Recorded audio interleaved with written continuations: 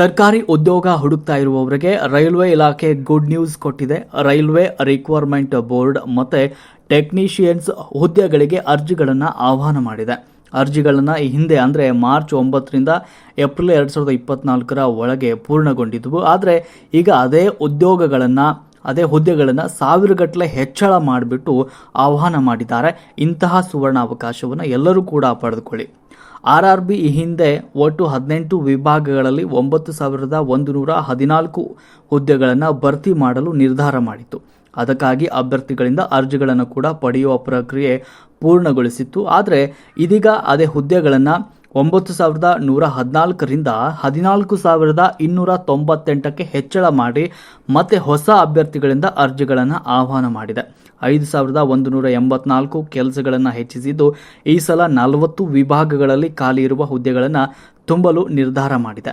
ಇನ್ನು ಅಪ್ಲೈ ಮಾಡಲು ಮಿಸ್ ಮಾಡಿಕೊಂಡಿದ್ದ ಅಭ್ಯರ್ಥಿಗಳು ಈಗ ಮತ್ತೆ ಆ ಚಾನ್ಸನ್ನು ಬಳಸಿಕೊಳ್ಬಹುದು.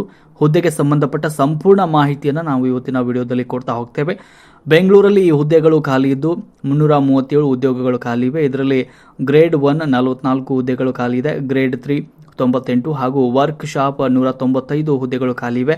ಉಳಿದಂತೆ ಇಡೀ ದೇಶದಾದ್ಯಂತ ಹುದ್ದೆಗಳು ಖಾಲಿ ಇವೆ. ಹೀಗಾಗಿ ಅಭ್ಯರ್ಥಿಗಳು ಹೆಚ್ಚಿನ ಸಂಖ್ಯೆಯಲ್ಲಿ ರೈಲ್ವೆ ಇಲಾಖೆಗೆ ಅಪ್ಲೈ ಮಾಡಬಹುದು.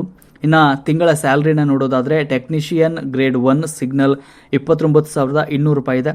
Technician grade 3 19,200 ರೂಪಾಯಿಗಳಿವೆ.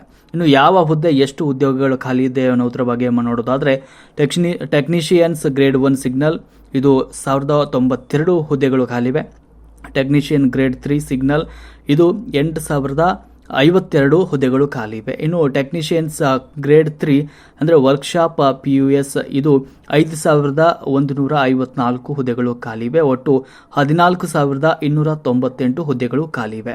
ಇನ್ನು ಶೈಕ್ಷಣಿಕ ಅರ್ಹತೆ ನೋಡೋದಾದರೆ BSc BTech diploma in physics electronics computer IT SSLC ITI ಅಥವಾ PUCಯಲ್ಲಿ PCM ಪೂರ್ಣಗೊಳಿಸಿರಬೇಕು.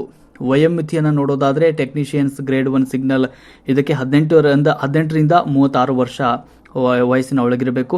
ಇನ್ನು ಟೆಕ್ನಿಷಿಯನ್ಸ್ ಗ್ರೇಡ್ 3 ಸಿಗ್ನಲ್ ಇದಕ್ಕೆ 18ರಿಂದ 33 ವರ್ಷಗಳ ಒಳಗೆ ಇರಬೇಕು. ಇನ್ನು ಅಭ್ಯರ್ಥಿಗಳ ಆಯ್ಕೆ ಹೇಗೆ ನಡೆಯುತ್ತೆ ಅಂದರೆ ಲಿಖಿತ ಪರೀಕ್ಷೆ ಅಂದರೆ CBT ಮೂಲಕ ನಡೆಸಲಾಗುತ್ತೆ. ಇನ್ನು ವೈದ್ಯಕೀಯ ಪರೀಕ್ಷೆ ಇರುತ್ತೆ. ಅದಾದ ನಂತರ ಮೆಡಿಕಲ್ ಪರೀಕ್ಷೆ ಕೂಡ ಇರುತ್ತೆ. ಅರ್ಜಿ ಶುಲ್ಕವನ್ನು ನೋಡೋದಾದರೆ ಜನರಲ್ OBC ಇತರೆ 500 ರೂಪಾಯಿಗಳು ಅರ್ಜಿ ಶುಲ್ಕವಿದೆ. ಇನ್ನು SST ಮಹಿಳಾ ಅಭ್ಯರ್ಥಿಗಳಿಗೆ 250 ರೂಪಾಯಿ ಅರ್ಜಿ ಶುಲ್ಕವಿದೆ. ಇನ್ನು ಮುಖ್ಯ ದಿನಾಂಕಗಳನ್ನು ನೋಡೋದಾದರೆ ಅರ್ಜಿ ಸಲ್ಲಿಕೆ ಅಕ್ಟೋಬರ್ 2ರಿಂದ ಆರಂಭವಾಗಿದೆ. ಅರ್ಜಿ ಸಲ್ಲಿಸಲು ಇರುವಂತಹ ಕೊನೆಯ ದಿನಾಂಕ ಅಕ್ಟೋಬರ್ 16, 2024. ಉದ್ಯೋಗಗಳ ಮಾಹಿತಿಯನ್ನು ಪಡೆದುಕೊಳ್ಳಲು ಈಗಲೇ ನಮ್ಮ ಚಾನಲ್ ಅನ್ನು ಸಬ್ಸ್ಕ್ರೈಬ್ ಮಾಡಿ ಹಾಗೂ ಪಕ್ಕದಲ್ಲಿರುವ ಬೆಲ್ ಐಕಾನ್ ಪ್ರೆಸ್ ಮಾಡಿ.